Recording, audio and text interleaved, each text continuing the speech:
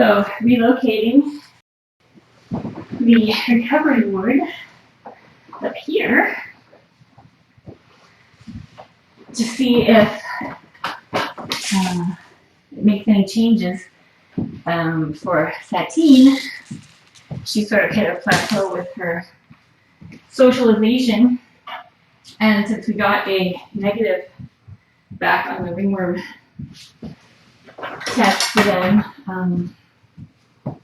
it's worth a try to see if a change of venue will help the situation, or if it will have no effect, or what. So Satine made a lot of progress the first week, and then she's sort of plateaued. So we want to try to move her along a little bit, see if we can get her ready for a home, or if we need to potentially take her back to the forest and keep working with her there in an environment where she feels safe and comfortable. So we shall see what happens. All part of the great feral experiment. So I'm bringing up, this is all their stuff so that they have things that smell familiar in here. So it's not a huge shock. But they will have a much bigger window, more light. They can watch squirrels. And yeah, so I think this will be nicer for them just in general, but we'll see.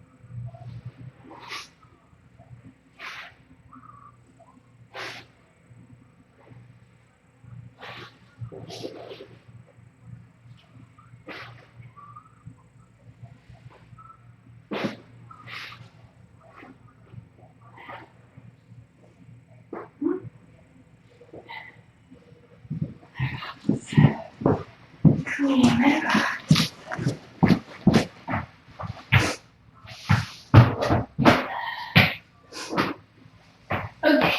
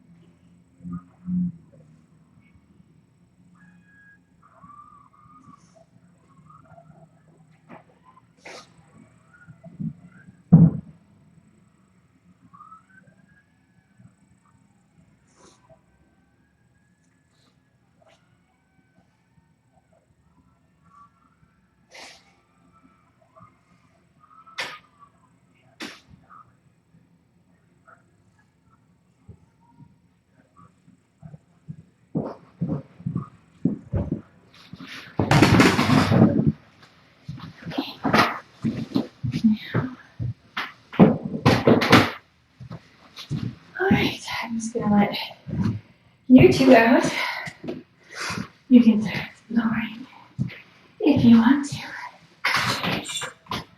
Oh, tiger. Could be so brave.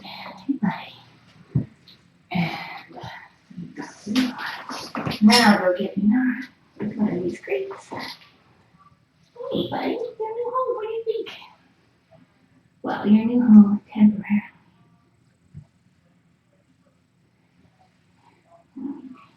You explore. I'll take this one down. Miss Nora. Right back. Steady.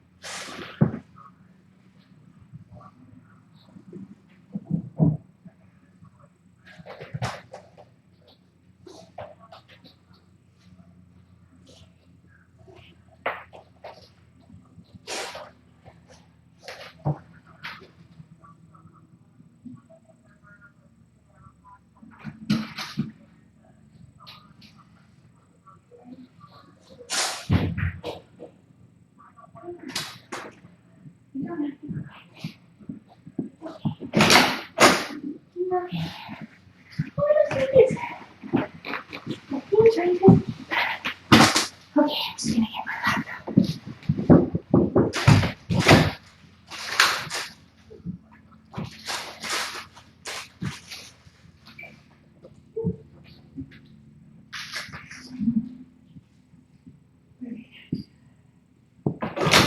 Okay. Okay, here we go.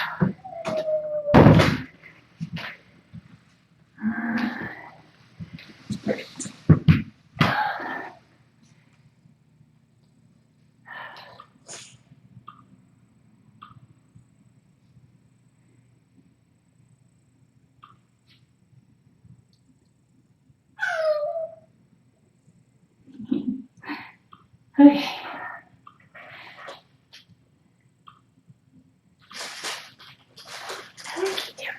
No, not machine. Okay. There you go. You got the pieces. Yeah. You're too tiny. What a good girl. Look at this. Look at this wondrous creature. She's so brave and beautiful. And sweet. Gotta check it out.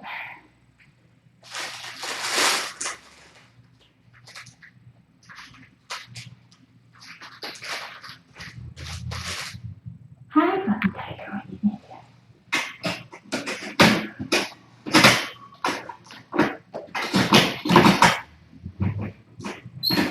Sit down here.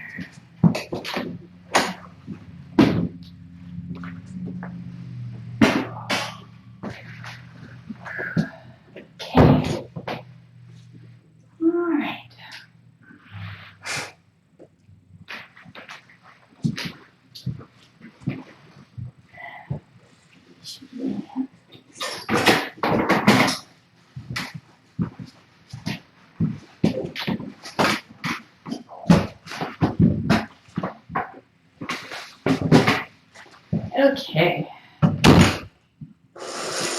Oh, Bucky Tiger. Poor Bucky Tiger has an upper respiratory infection. He's pretty snarky. Hi, Nora. Hi. Come on. So, in case you missed it earlier, the plan here is to, so this is our new feral recovery ward. We were able to move them upstairs for their ringworm test came back negative, which is fantastic. I'm still wearing ISO gear because of the upper respiratory, but the negative ringworm is like really good news. So these are the three. So Inara is doing really great. Buffy was pretty much ready to go home at the feeding station before we brought him in. We were just waiting for a spot. And so as soon as his upper respiratory is better, then we're going to get neutered. And so he is available. He's so sweet and adorable. Purred the whole time at the vet. We think about 10 months old. He's so handsome and special. Very friendly, would be great with other cats. He's pretty confident. He's only been here for a week or so. He's so handsome. You poor little snarky nose though, huh? He'll feel better soon. So this little guy, his tail has been broken in 2 places. And we don't know how that happened or when it happened because it seems to have been healed for quite some time. So he had a rough start, but he's so handsome and so sweet. Purring. Oh, he's a little purr machine. Oh yes, he's very sweet. So Tiger is his name. I started calling him Buffy for obvious reasons, and now everyone's confused by his name, but it is actually Tiger. So if anyone is interested in making this super handsome charmer part of your family, tinykittens.com/adopt. He will be ready to go soon. I'm hoping we can get him scheduled for neuter next week. And then as soon as he's neutered, he'll be ready to go home. He does have some gingivitis, which we are hoping will improve once his upper respiratory virus is better. But we are brushing his teeth in the meantime, so he may need some toothbrushing in his home just to keep his teeth in good shape. But he's so sweet, so he's super snuggly, super affectionate. He was born feral. Hard to believe, I know, but every individual cat is very different and responds differently to the interaction with the humans, and he's one of the really exceptional ones. So, tinykittens.com/adopt. We do adopt out of area. We're located in Fort Langley, BC, British Columbia. That's in Canada. That's by Vancouver. Look at this special girl. She's very special and pretty. Oh my goodness, look at that. So if, like, for example, Piney and Mr. T, our first 2 adult ferals that we brought in, oh, a little clumsy. They are living in Long Beach, California in a really wonderful home. So we like to make the best possible match regardless of location. Hi, sweetie pie. Look at this. Oh my gosh. This is Inara. She's ready to go home anytime because she's been spayed. She's the one that's been super surprising. She's our first official graduate of the Tiny Kittens Feral Recovery Room. Watch out, Mr. Tiger Buffy. Sometimes Inara will give him a gentle smack. Yes, he's very cute. She's our first official graduate. Look how amazing. She actually, so we've been trying to get her, you guys are probably bored hearing this story, but it's such a great story, maybe just for me, but she is one of the first ones we encountered at the feeding station for our feral colony, and we have been trying to trap her for a year now. It's been a year, and any of you who have worked in TNR know how like heartbreaking it is to watch them coming to the feeding station. You see them getting bigger and bigger and bigger as they get more and more pregnant, and then one day they come and they've had the babies, and so then you can't trap them because you can't leave the babies alone for a day or two without their mom. And so we never got her. We know she had at least 4 pregnancies. We know that she lost at least 1 entire litter shortly after they were born. Are you gonna be a good girl? Nice, Mr. Tiger Buffy. Good girl. That's a good girl. Good boy. And probably to predators or perhaps tomcats. Just because we know that because of the time between pregnancies. You can tell when they get pregnant again right away. And so she's had lots of kittens. We don't know what's happened to any of the other kittens. She's never brought any to the feeding station or interacted with any of the feeding stations. So we have no idea who might be her kittens and who might not be, or what happened to them if most of them did not survive, which statistically only 25% of them would have survived, but we just don't know. So, but we do know that she's never going to have any more kittens. But the thing about her that was so cool and so surprising is that in the year that we've been seeing her on and off at the feeding station, she has never approached us. She's been extremely skittish. She would always stay on the periphery and be very, very aware of her surroundings when she was eating. She would eat like with one eye on us, and if we would make any sort of movement or noise, she'd be out of there. And so that behavior did not change at all throughout the year. And so we thought for sure she's maybe 2 years old at least. Well, she's probably about 2 years old. She's been seeing us around for about a year, and her behavior has stayed the same at the feeding station. And she has shown no interest in interacting with humans whatsoever. And so we expected, of all the ones we brought in, she would be one that we would be lucky to get a week of recovery time out of before we sent her back. We thought she would be super stressed and fearful, and we're so wrong about her. So it's amazing. She was enjoying having her ears rubbed the very first when we unloaded her from the trap. Just like the first few minutes, she was enjoying it. So it's been kind of amazing. So she would do great in a quiet home. I would say no kids, at least no small kids. She's only been in our care, like I said, for maybe it's been about a week and a half. And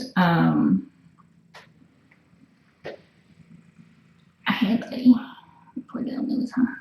And the progress she's made in that week and a half is incredible. Just even going from like we would be able to wrap her in a blanket and hold her in our lap and pet her, and she was okay. She would relax eventually. Now she actually comes. You saw she approaches. She comes up to us. She wants to be petted. She likes the interaction. She's not just tolerating it. She actually enjoys it. And so after only a week and a half to have made that kind of progress is pretty incredible. So I have no doubt that in the right home, she's just going to be such a great cat. She's just going to blossom. And so the only thing with her is she does have, if she feels cornered or if she's overstimulated, she does have a little bit of she will let you know. She does it in a way that she doesn't use her claws, she doesn't use her teeth, but she does kind of, she'll give you like a little tap and make a little noise. And so we just I expect that behavior to diminish as she's more comfortable. She's only been here a week and a half, so for that to be the extent of it, it's pretty amazing. But we just want to make sure people are aware of that if you like run up to her and pick her up, she may not like that right away. And so she'll just need to be with someone that understands her, where she came from, and gives her space and is kind of, tuned in to her moods and how she's feeling and when she wants more petting and when she just wants to rub up against you and not be petted. And but just from what we've seen, I tend to be overly cautious about that stuff just because I want people to have realistic expectations. But I honestly think that with the progress we've seen in the last week and a half, she's gonna be amazing as soon as she's comfortable. She seems to be more solitary than the other ferals we've had. This is going to be interesting, this interaction between her and Satine on the windowsill. She's not aggressive with them. She doesn't like go up to them and try to dominate them or anything. But if someone gets in her space, she will give them a little swat. Not a swat again that like means business, but just a warning swat. So I think she would actually be fine with other cats. I think she would do great in a home if it was just her and the human. I think that would be amazing. But I do think she would be fine with other cats too, as long as they're not gonna like, be bugging her all the time, or as long as they're not gonna be aggressive with her. Because I don't think she'll back down necessarily, but I don't think she's gonna initiate anything. So,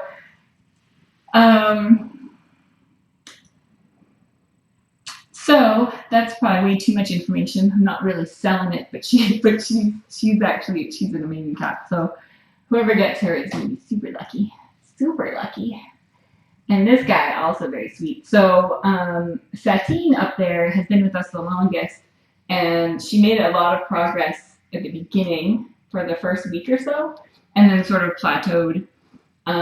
So what it seems like is that she found a little spot high on the ledge where she felt safe, and in that position, that's just kind of, she felt safe there. She didn't want to interact anymore. She doesn't like to be brought down. She'll just run right back up there. So what we noticed with Elf, who is part of the ringworm crew, is that every time we moved locations, she seemed to take a huge step forward with her confidence. And so I just wanted to see if she came up here and had a different space. There are better windows. She can look out the window. There's a catio that we can use at some point. Wanted to see if that had an effect on her progress, if that kind of boosted her to the next level. So, we can pick her up from the ledge, but generally when we sit down with her, then she just kind of takes off and runs right back up there. She doesn't love it, but she's okay about it. So we're gonna give her some more time and see what happens. And then the next thing we would try, if that doesn't seem to have an effect, is taking her back to the feeding station and then continuing to interact with her at the feeding station, having laid a foundation of having some positive interactions with her, and hoping that if she's in an environment where she feels safe and comfortable, she'll be able to have more positive interactions with us, and then we could potentially bring her back in at some point. Hey, buddy, come here. So handsome. So that's kind of what we're thinking at this point. This is all uncharted territory, so really we just have to be flexible and sort of always be thinking about what we can do to make progress, and if something's not working, try something else. And as long as we're not doing anything potentially harmful or stressful for the cat, then I think it's worthwhile to take the risks and change things up and try to learn as much as we can. So, so Rain and Hayes were Nova's babies. We know that for sure. We don't know who any of Inara's babies were. She does have the same smoke. Her black is actually white underneath, just like topper and mistletoe. So there is that genetic sort of anomaly that runs through this colony, but we don't know how they're related to each other.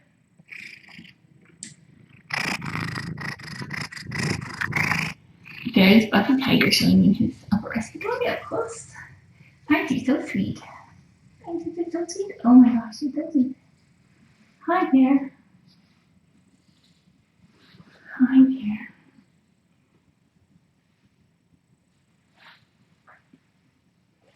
Oh, you're so beautiful.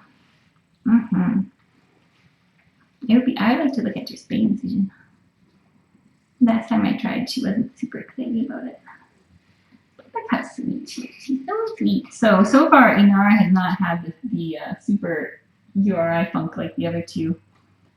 And hopefully, oh my gosh, biscuits. Oh, so nice. Can you roll over? You show me your tummy. You haven't maintained your girlish figure. You certainly have. Yes, you have. Oh, it's got a little scratch on your face. What is it? Is it me scratching your ears? Huh? Oh, so sweet. Such a sweet kitty. Low maintenance. Where's your tongue? Wait, hi. Oh, aren't you sweet? People are having a hard time believing that these were indeed feral cats. I had a hard time believing, but in the cases of these two, we're pretty confident that they are indeed feral, and it's just there's so much depends on personality, and we also don't know how much just us coming to the feeding station every day, how much of a foundation does that build? Maybe that helps with some of these cats, but we also have cats like Shiloh and Pansy and Raven who wanted nothing to do with us, were extremely fearful when the humans were around, but they still did really well in the recovery ward because we were able to give them pain meds and check spay incisions and make sure everything was looking good, and they were eating and doing cat things when we weren't in the room. They just were not at all receptive to human interaction, at least at that stage. But they hadn't been at the feeding station for nearly as long. So many questions, so much to learn. You're so sweet, aren't you? Just so sweet. You have a tiny little tail like Holly Bell. Are you gonna do a flop? Oh, that's so nice. Oh my gosh, oh, look at the belly. Rolling over. This is a ferocious sparrow. See, nobody will believe me. Nobody will believe us when we say where you came from. Nope, nobody will ever believe us. Oh, I know, I'm not going to touch your tummy. I learned my lesson. I learned my lesson last time that she didn't like having her tummy touched. No. We just take it slow, and we let you tell us what you want. You little flirt. Tiger Bucky wants to hang out. Oh, look at you rolling around. Oh my gosh, you are just ridiculous. Such a surprise. Such a surprise. Oh my gosh. Oh, Tiger Bucky, you just gotta look. You can come over here, Bucky. I have two hands for a reason. Oh, look, what a little love bug. So Inara she's available right now to the right home. So tinykittens.com/adopt. Spread the word if you know anyone who is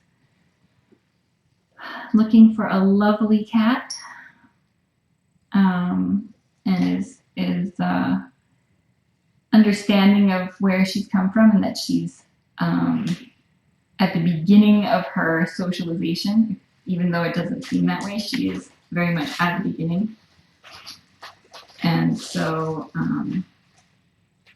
she's clearly not going to be much work, but we don't know everything about her. We don't know all of her little quirks, but we know that she's incredibly sweet, and she definitely is not stressed out being here. And that's what's important. What we look for is what is going to make the cat the happiest for the rest of their life. And in Inara's case, she clearly is very capable of being very happy in a home. And you too, Mr. Buffy, Mr. Tiger Buffy Cocktail.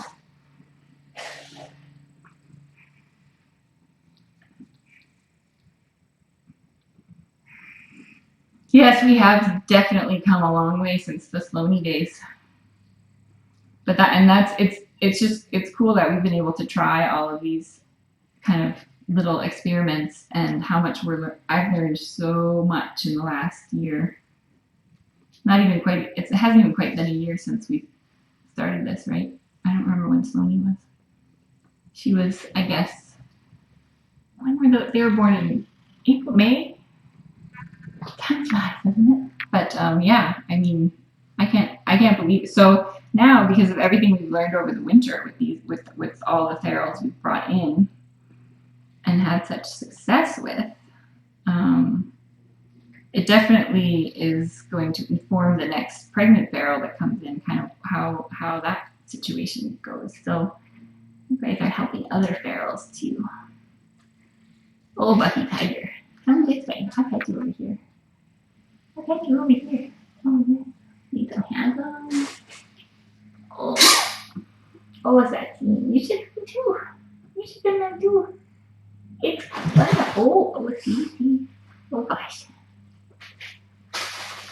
So Buffy Tiger was getting a little too close, and she chased him off, but she did not use her claws. She did not try to bite him. So that was just a "you're too close" reaction. It wasn't aggression per se, like with the intent to harm him, but you can see why I think she'd be very happy in a home by herself. And you have to have the right cats. If you brought her into a home with other cats, and just, watch the interactions for a while. Now, these guys have been in the same room together for a week now, and which is pretty small. It's a pretty small space to be sharing with other cats, 24 hours a day. And there haven't been any like fights. No one's gone after each other. There have been a few little interactions that have been, a few little exchanges, right? But nothing major has happened. So I think in a larger territory, and if introductions were done properly, I think it would not be much of an issue.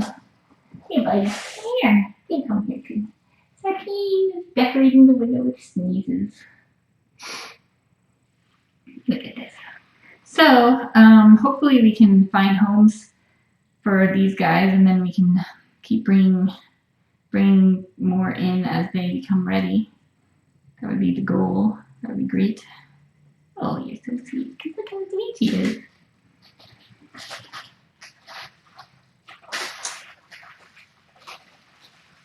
So with the pregnant ones, I'm hoping we can bring them in earlier in their pregnancy. I was thinking before that because it's stressful for them to be here, potentially, that bringing them in as close as possible to the end of the pregnancy would be the best thing. But now I'm thinking, and of course it depends on the cat, right? But now I'm thinking if we brought them in as soon as we can trap them, and then do a little bit of socializing before they get to that crazy pregnant catermilling stage, maybe it will make things easier. I think the pregnancy hormones probably make it like you're not going to get this kind of progress. I don't think, the closer you get to the pregnancy, but possibly if you get them early enough, you can have some sort of positive interaction. And then who knows what's possible. we came into this with a lot of assumptions, and having read a lot of the, there are tons of groups that have been doing TNR for a long, long time and working with feral cats for a long, long time. And we read all that stuff. So we came in here with a lot of assumptions, and we've been wrong about a lot of our assumptions. I've been wrong many times, I'm finding. So it's cool. It's cool to know that. You are so cute. Oh my gosh.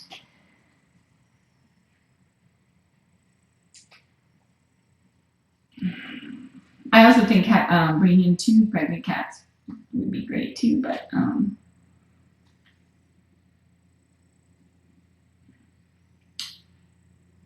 yeah, so that's the other thing that I'm really excited about, that we've learned by bringing these guys here and being able to treat them, and by like trying with mistletoe, what we did with mistletoe, and being able to successfully do like wound care on her and change bandages and stuff. Now I'm thinking that when we do trapping in the summer and we're not sure if a female cat is pregnant, we can bring them here. Dr. Ferguson does have a portable ultrasound now, and so we've been talking about her coming here and just, it would be tricky because when you do an ultrasound for pregnancy, they're supposed to lay on their backs like this, and they have to be still, and they have to be like, that's a super vulnerable position for them to be in. So I don't know how exactly it would work. We have been able to, wrap them in blankets and clean their ears and do meds and check incisions and stuff like that. But, you don't have to have them in a completely vulnerable position to do that. So we are going to try it though, and because that would be really awesome.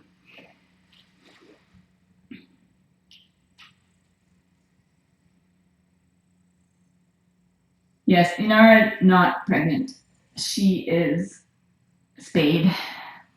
That's one of the reasons we've been trying so hard to trap her over the winter, because we have a little lull in kitten season. So we'll start seeing pregnant ones probably over the next month. But there are a few we wanted to get over the winter, so that we would have a chance to get them when they weren't pregnant and when they weren't nursing babies. So there's still a few more out there. So anyway, that's what's happening. That's what's happening up here. That's the scoop. I'll see what Satine thinks of me. She's got a nice window to look out of. Nara's gone camping. Right. Giving me little hisses, but that's just normal for her. She does that. She gives little hisses, and then her body betrays her. Yes. Because she likes being petted, but it just makes her nervous. Yeah, I know. You're very cute. Satine has also been spayed already, so. Oh, you're good. Oh gosh. Oh my goodness. So Satine has the upper respiratory funk too. You can tell. You're really sweet. Oh gosh, you're so sweet. She's the giver of mixed signals, so she actually quite enjoys being petted, but she will intersperse her enjoyment with hisses and growls, and she doesn't want you to think she likes it too much. Do you think that we could pet you on the Kiranda tower? Do you think we should move Inara so that I don't accidentally step on her? Put her in that little tent right there. What do you think? Do you think you can move it? Are you a good girl? Oh, you're okay. You're okay. Good girl. Good girl. She gave me a little platypus there. Little platypus. You don't appreciate that? Oh, but it's nice to be petted, isn't it? Hi, Mr. Tigerbug. She's so cute. Yes. You're so funny. You're so funny. Do you want to try the floor?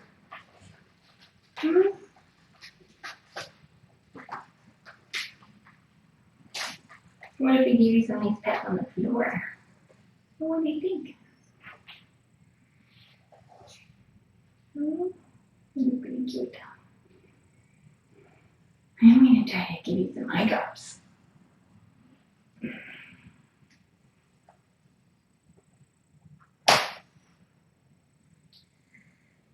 Oh, you don't feel, I know you don't feel great. That may work in our favor that you don't feel so good because you may be a little more subdued. Maybe we can give you more snuggles. Oh, you're so sweet. You're so sweet.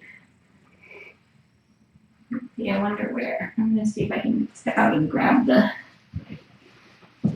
eye drops for her.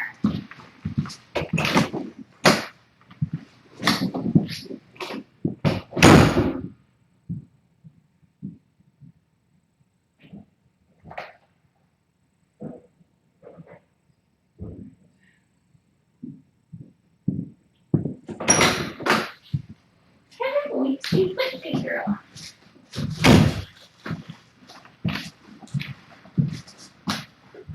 I know you're not gonna be super excited about this part. Wonder. Okay, I'm gonna try wrapping her and putting her in my lap because I think with the eye drops it's gonna be a little more tricky.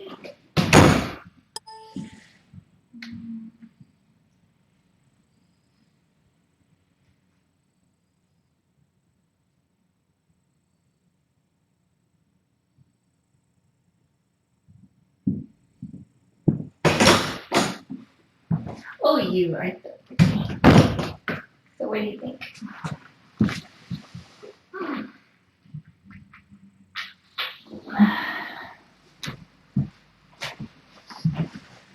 Oh, I know you're okay. Okay. You're okay. Mistletoe used to give us 62, but they were with slightly less intensity. Okay. You can do that because it makes it a little bit easier.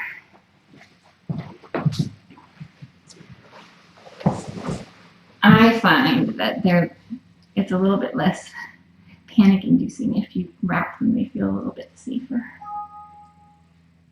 There's your head, I found your head. Oh, should we take this opportunity to take your ears?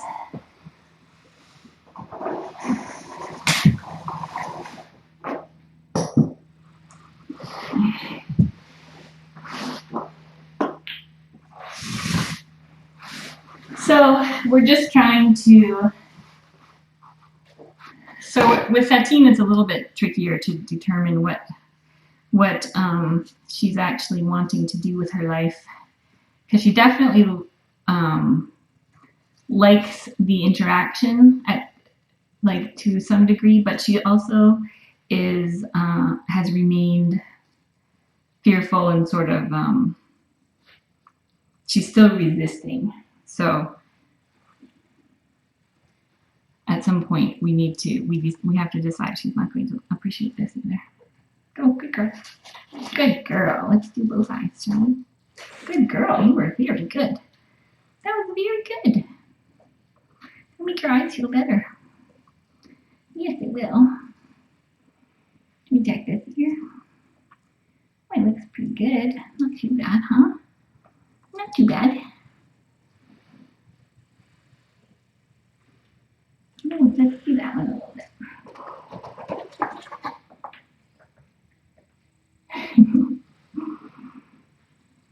I didn't bring my headlamp, so let's see, that feels good, doesn't it?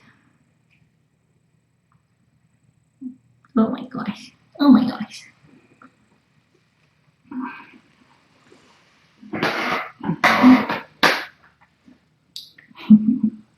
Q-tip intervention. Yep. Oh, she likes this though. See, look, it's a gunky. Super gunky.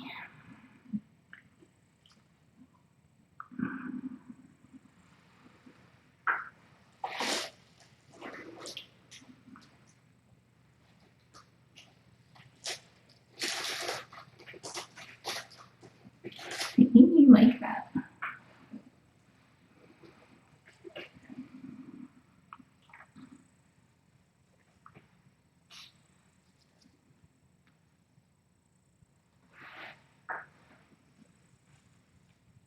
You're doing pretty well, huh? So it'll be interesting to see if change of venue has a significant impact on her progress. We would love to be able to send her to a home, but we also need the right home to be interested. So,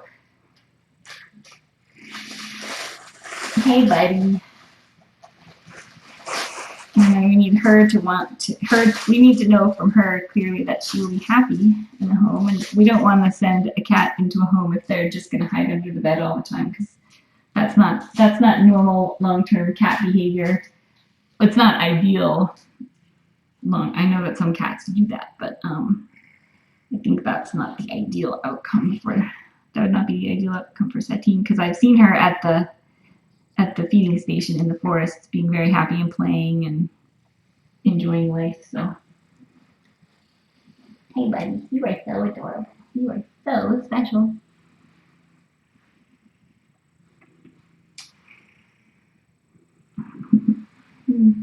Cute. Oh, you're not doing too bad now. See, it's not so bad. It's not so bad. I cleaned your ears a little. It didn't feel so bad, huh? You're a good girl.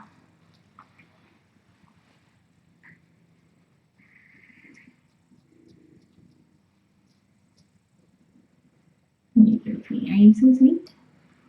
She is kind of hiding in my lap, though. She's definitely not like, it's not the same as with Satine. But if we keep her in the lap long enough, she does actually let herself enjoy it. She does. Yeah. She does. How about the tiger? You're very handsome. You're very handsome. Oh. Okay.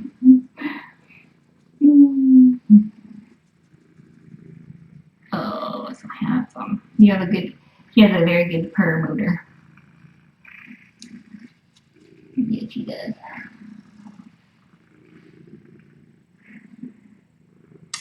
So, let's see what else. Casserole's doing great. We are investigating using Botox to weaken the muscles that are overpowering his stumps that are pulling his knees into hyperextension. Botox is more and more commonly being used in children with contractures, so like children with cerebral palsy, things like that. Botox has been helpful in easing contractures. And so our awesome vet team is doing research to find out how that might be applied, and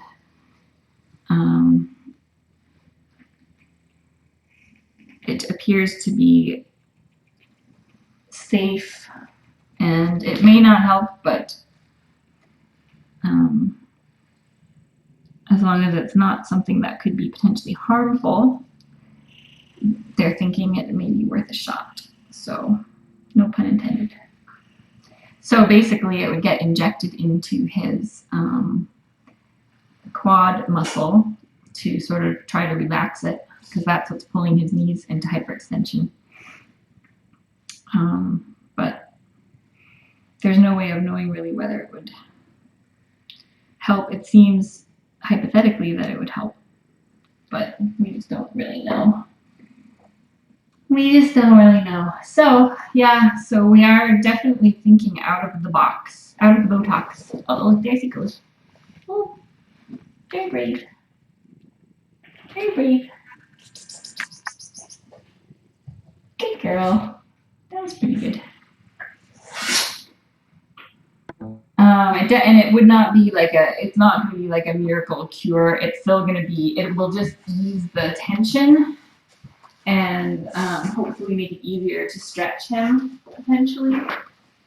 But it's not like he would be fixed the next day. There are still other issues, tendons and even cartilage and other issues just anatomically. The physical therapy will need to continue, unfortunately. But maybe it will help make a difference. Maybe not.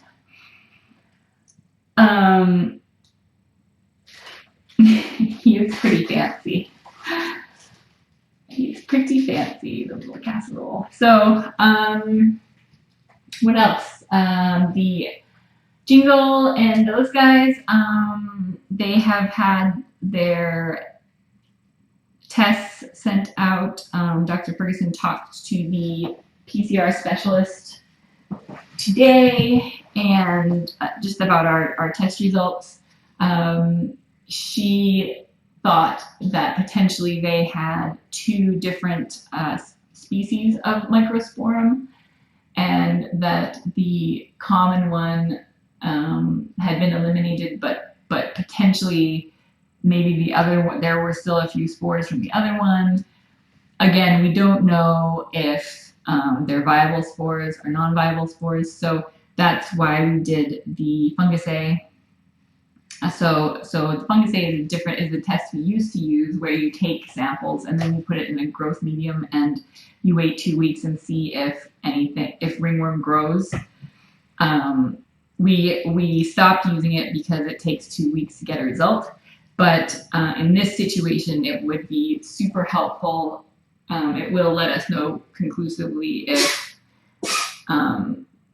the spores that they had are viable or non-viable. So, and that's really all we care about. We don't care if they're non-viable spores. It's just like dust or anything on them. It's not a big deal. It's not going to infect anyone. Look at the brave girl. You're so brave.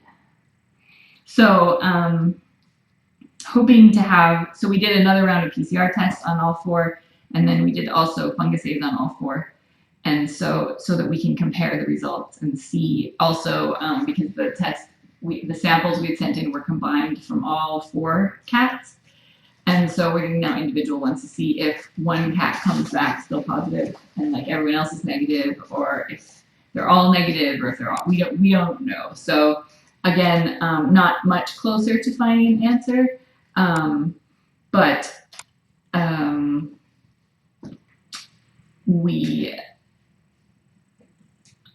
it was interesting though that she thought they were possibly infected with 2 different species of ringworm. The common one is Microsporum canis. That's like 90% of the microsporums that they see. And then there are a couple of less common ones that they rarely see.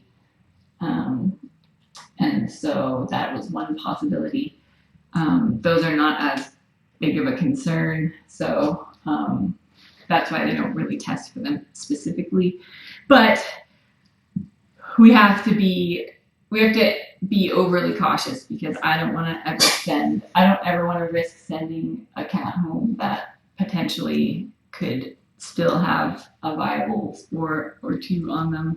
And so it's better to wait longer and make sure that everything is clear, rather than crossing our fingers. So it's unfortunate, but hopefully, I'm hoping that it won't be more than an extra week or 2 at the most. If we have to wait for the fungus A's to come back, then it would be 2 weeks from yesterday. But I don't know. I'm hoping that I'm hoping that we get back some negatives and we can start sending them home. So again, the ringworm stuff is the PCR testing for ringworm is really new technology. PCR testing isn't new, but being able to do a PCR test to detect ringworm DNA is new. So the people developing the tests are still developing them. They're still learning about them, improving them, and they're really, really good for diagnosing ringworm because they're so sensitive. They detect anything. Not as good, we're learning, at clearing ringworm accurately, because they have no way to distinguish between 1 spore and a million spores, and they don't have a way to distinguish between viable spores and non-viable spores. And so if it's like 1 viable spore, it's not a big deal. If it's like a million non-viable spores, it's not a big deal. But if it's, a significant number of viable spores, then obviously it is a big deal. So there is a spectrum within the positive realm that we don't have information about. And so in the absence of that information, we just have to do the most responsible thing we can, which is to wait until we get conclusive results that guarantee that we're not going to have any issues. So there. As much of a bummer as it is for everyone. So, what else? So other than that, Nicholas is feeling better from his bladder issue.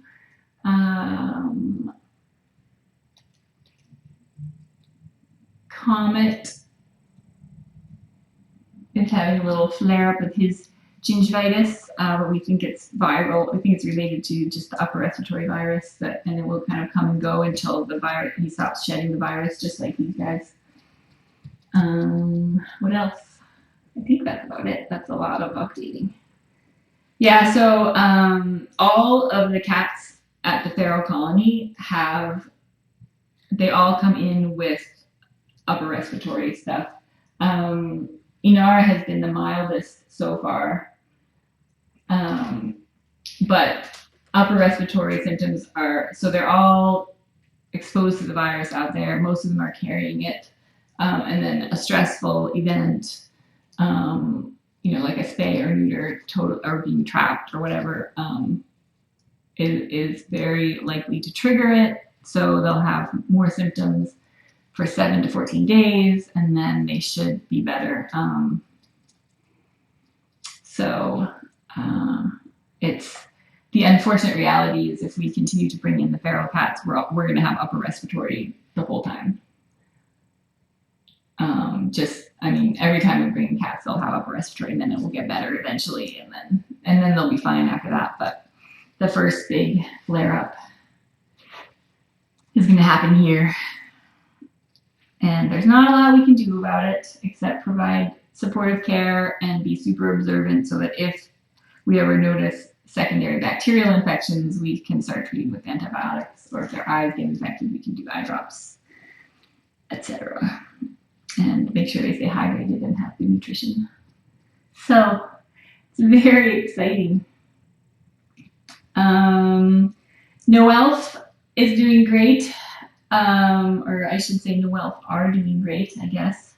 They have really actually made a huge step forward in their socialization. You know how Elf was always our most shy little one? She's now coming out and coming up to us to be petted, and it's pretty amazing. So we're super happy about that.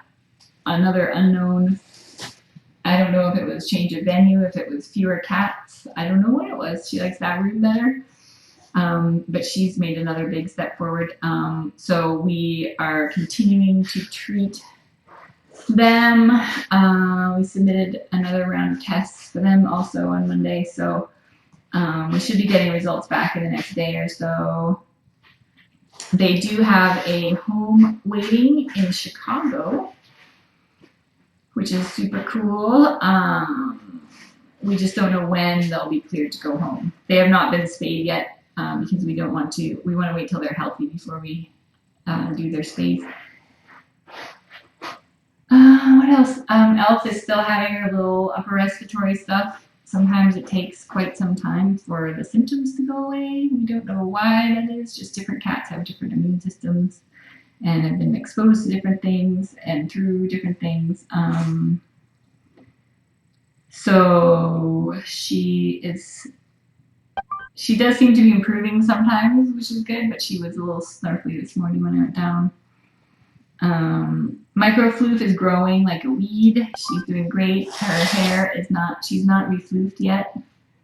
But new hair is starting to grow in. She is also, interestingly, having white hair grow in, like Cassidy did. I think it's like Cassidy did. Which is sort of interesting because she was so sick when we first got her. She was the same age as Cassidy, the same weight, and the same just kind of like so sick and emaciated, and just she was right on the edge. And so I think that white hair growing back in is a sign of how close she was to not being with us. And so we got her just in the nick of time. So I'm expecting that she'll have white hairs grow in, and then her next coat will be her normal color. It's not entirely white. It's just like Cassidy's was, where he went and turned white, like down his spine and tail, and her tail and kind of across her back is turning white. So it's kind of interesting.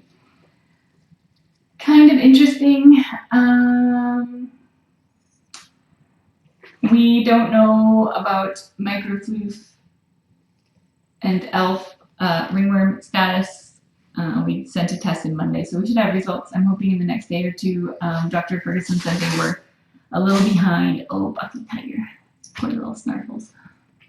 So they were running a little behind at the lab, so it may take an extra day or so. I am feeding today right after this, so which I should probably go do. We've been trying to feed them earlier in the day. There are a couple of cats that if I see them, I will trap them, but we aren't planning to do a big trapping today. There's so much going on with these cats. I think we need to get the situations, all the various situations here under control. Get some ringworm tests back, try to get everyone, whoever is healthy, into homes, and that sort of thing before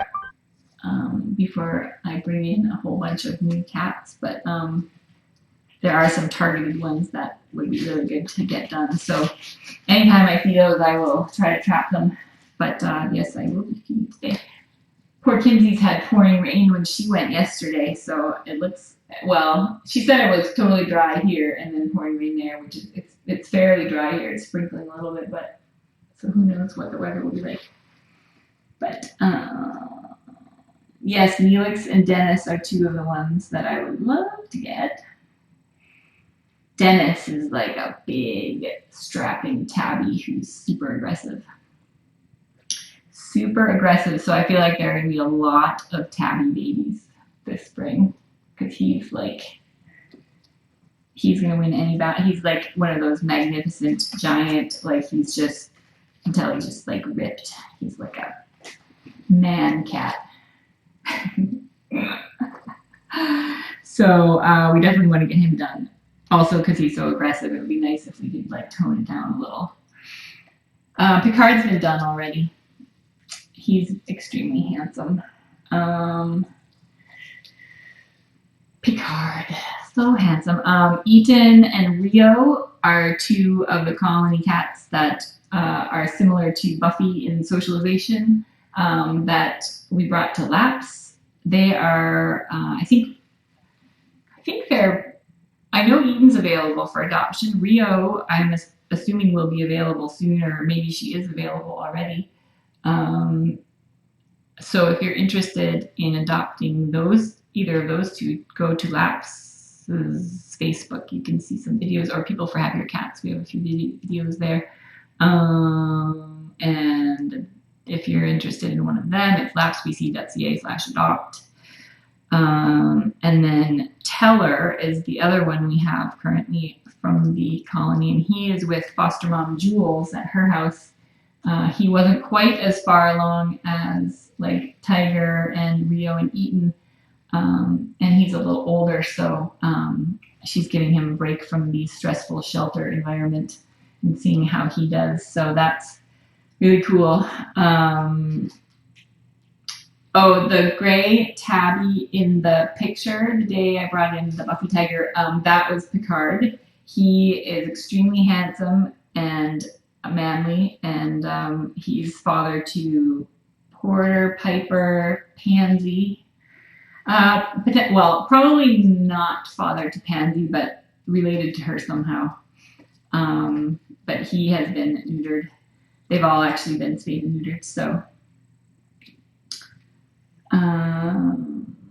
What else? So I think that's about it. We've been, we still have some other cats that we trap out there. It of course takes longer to do stuff like that if we're bringing them in here and, you know, doing socializing and recovering them. The trade-off to that is that we're not like assembly line spaying and neutering. And so in some scenarios, this is probably a bad idea overall, and in some scenarios, it's a good idea. But for us, I think it's important to try these things just so that there's a precedent out there where it's been done. So if someone ends up trapping a cat that's injured and they think their only option is to euthanize, perhaps they will see that, you know, like with Mistletoe, that we were totally able to treat her, and then surprisingly she ended up being socialized in the process. So, and similarly with the recovery ward, the whole goal was that was not necessarily to socialize them, but like the number one goal was to be able to give them an extra week or two in a clean, safe environment that's low stress and cage free, where they can recover and we can make sure that, you know, their incisions stay clean and look good and everything. And so far that's been pretty successful too. We haven't had a cat yet that's been too stressed to stay here, which is good. We haven't done, you know, it's only been 6 cats or something, but it's still been very eye-opening. Typically, if you do trap, neuter, return, TNR, the cat stays in the trap the whole time you trap them. They spend the night in the trap. They go to the vet. The vet does the spay or neuter, puts them back in the trap. So they wake up in the trap, and then often will stay, if it's a girl, it will stay like maybe another 2 or 3 days even inside the trap to recover at the shelter or wherever they're doing their recovery. We find that they're super stressed when they have to stay in the trap. They don't eat, they don't drink, which is not what you want after recovery of surgery. But the alternative to that is releasing them right away. Over the summer, we released our cats the same day as the surgery, only because we have the feeding station. We know there's really good shelter, and we would put food out, release them, and we know that they would come back, they would have a good meal, they would feel safer, they would instantly be less stressed, and then they would just go into their little, wherever their little home is, and sleep. And they all did really well that way. It was a little harder to contemplate that in the dead of winter when it's pouring rain and there's mud everywhere and it's just wet and gross and cold. And so that's why we just didn't have the heart to return Shiloh and Satine the day after their surgeries. So we brought them here, and I think it's been a success. And they can get pain meds. So whereas like the vets give them pain blocking, which lasts for 12 hours, but typically if it's your pet cat, you give them pain meds for like 2 or 3 days after surgery. So being able to have them here, we've been able to give them all pain meds for 2 or 3 days after their surgeries, which I think is really nice. So anyway, now I'm just babbling about whatever. No, I know no one's coming to see me. You know, I was thinking about it. So Satine's enjoying the top of the tower. We're gonna add a couple more levels to the tower. We just haven't, it takes a while to put them together, and so we haven't had time to, or the tools to put them together. Kinsey has located the correct tool, and so she's gonna try to expand it so they can sit on it and look out the window. But so that's in progress. It's not quite there yet.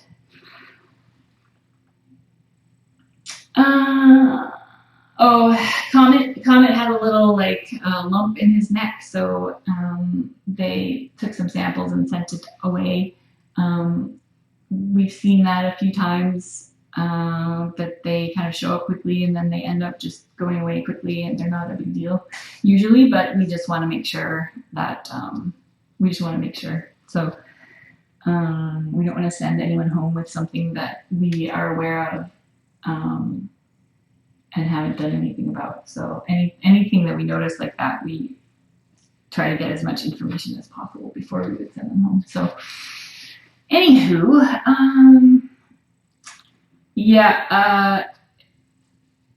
Chef has had it. Margay and Bobbles from the Jungle Kittens had it.